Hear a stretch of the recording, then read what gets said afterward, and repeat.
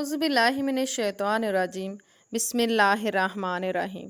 सादक और अमीन के ऐसे गुरेदा कि बचपन से आप सल्लल्लाहु अलैहि वसल्लम सादक और अमीन के लक़ब से याद किए जाने लगे। नस्ब शरीफ, कुनियत अबुल कासिम, वालिदा का नाम आमना बिनते वहाब, वलादत पीर के रोज़ 12 रबीउल अव्वल। वालिद माजिद का इंतकाल वलादत से पहले ही बहालते सफ़र मदीना मनव्वरा में हो चुका था। आप सल्लल्लाहु अलैहि वसल्लम की कफ़ालत आप सल्लल्लाहु अलैहि वसल्लम के दादा हज़रत अब्दुल मुत्तलिब ने की और सईदा हलीमा सादिया ने दूध पिलाया।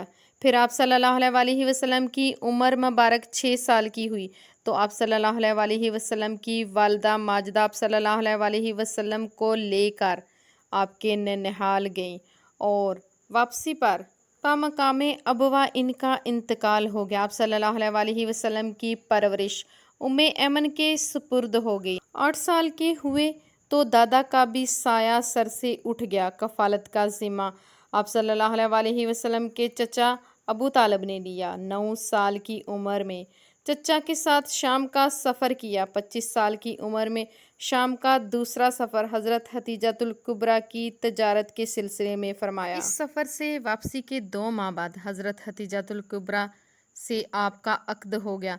35 साल की उम्र में कुरैश के साथ तमीर काबा में हिस्सा लिया।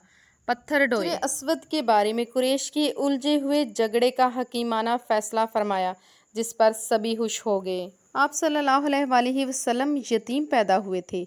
माहौल माशरा सारा बुत परस्त था मगर आप सल्लल्लाहु अलैहि वसल्लम बगैर किसी ज़ाहरी तालीम व तरबियत के ना सिर्फ इन तमाम से पाक रहे बल्कि जिस्मानी तरक्की के साथ साथ अक्ल व फ़हम फ़ज़्ल व कमाल में भी तरक्की हासिल की। यहाँ तक कि सब ने यकता यक ज़बान आप सल्लल्लाहु अलैहि वसल्लम को सादक और अमीन का खिताब दिया। बचपन में रसूल पाक सल्लल्लाहु अलैहि वसल्लम ने अहले मक्का की बकरियां भी चराईं मगर बाद में आप सल्लल्लाहु अलैहि वसल्लम को हलवत पसंद आई। चुनाचा गारे हिरा में कई की रातें इबादत में गुजारते थे। नबूवत से पहले आप सल्लल्लाहु अलैहि वसल्लम सच्चे ख्वाब देखने लगे।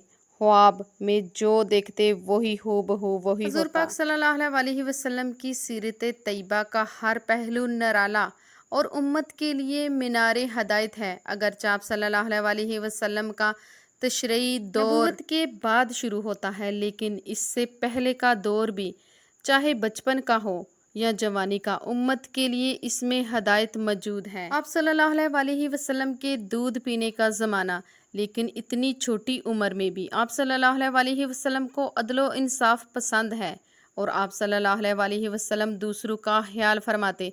हज़रत हलीमा सादिया फरमाती हैं कि एक तरफ का दूध पिलाकर दूसरी तरफ का पेश फरमाती तो इसे कबूल नहीं करते क्योंकि वो आप सल्लल्लाहु अलैहि वसल्लम के दूध में शरीक बाई का हक था। आप सल्लल्लाहु अलैहि वसल्लम को बचपन से इज्तिमाई कामों का इतना लगाव और दिलचस्पी है कि जब बैतुल्ला शरीफ की तमीर हुई तो आप सल्लल्लाहु अलैहि वसल्लम भी कुरैश मक्का के साथ पत्थर उठा उठा कर लाते। कस्बे हिलाल की ये अहमियत कि कुरैश की बकरियां चराते, इसकी मजदूरी से अपनी ज़रूरियात पूरी फरमाते।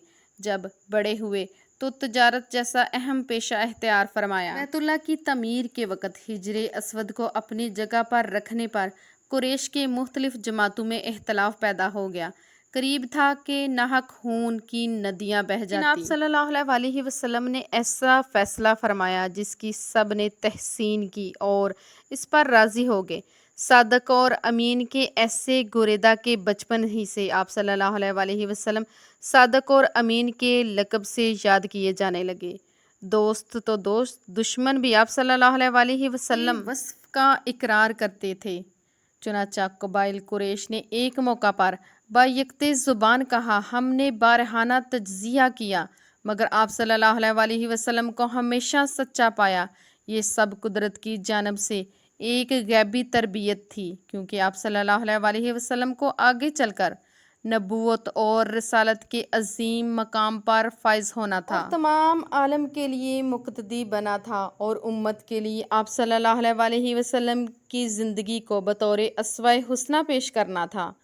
बिलाशुबा ए मुसलमानों, تم کو رسول پاک صلی اللہ علیہ وسلم کی ذات میں عمدہ نمونہ ہے ہر اس شخص کے لیے جو اللہ تعالیٰ کی ملاقات اور قیامت کے دن کا خوف رکھتا ہے۔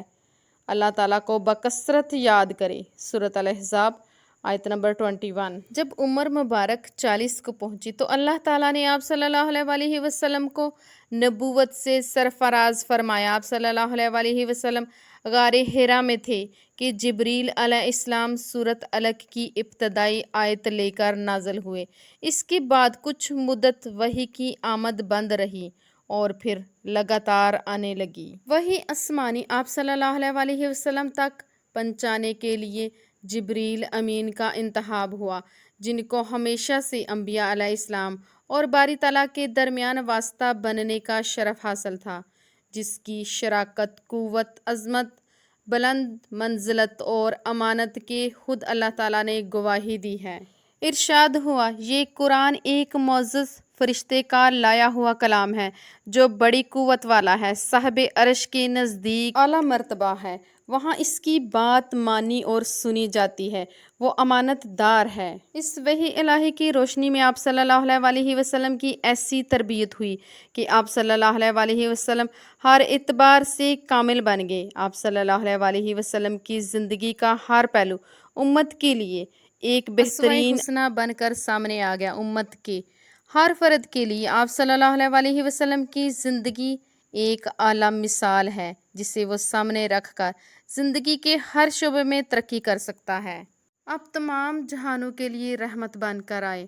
سردار دو عالم حضرت محمد صلی اللہ علیہ وسلم کی پیدائش واقع فیل کے 50 یا 55 روز کے بعد نبی پاک صلی اللہ علیہ وسلم کی دنیا میں تشریف آوری سے پہلے پچھلی امتیں آپ صلی اللہ علیہ وسلم صحابہ علیہ السلام کے وسیلہ جلیلہ سے دعائیں کرتے تھے تو رب تعالیٰ اپنے حبیب صلی اللہ علیہ وسلم کے وسیلے سے ان کی حالی جولیوں کو مرادوں سے بھر دیتے تھے۔ اور جب ان کے پاس اللہ کی کتاب آئی قرآن، جو ان کے پاس والی کتاب تورات کی تصدیق فرماتی ہے، اور اس سے پہلے اسی نبی کے وسیلے سے کافروں پر فتح مانگتے تھے، تو جب تشریف لائے تو ان کو جاننا پہچاننے سے انکار کر دیا، منکر ہو بیٹھے، تو اللہ تعالیٰ کی لعنت ہے منکروں پر۔ سورۃ البقرہ کی آیت نمبر 89۔ سیدنا آدم علیہ السلام نے جو حضور پاک صلی اللہ علیہ وسلم کے وسیلے سے دعائیں مانگی تھی، ان کا ذکر ارشاد ہے۔ ترجمہ: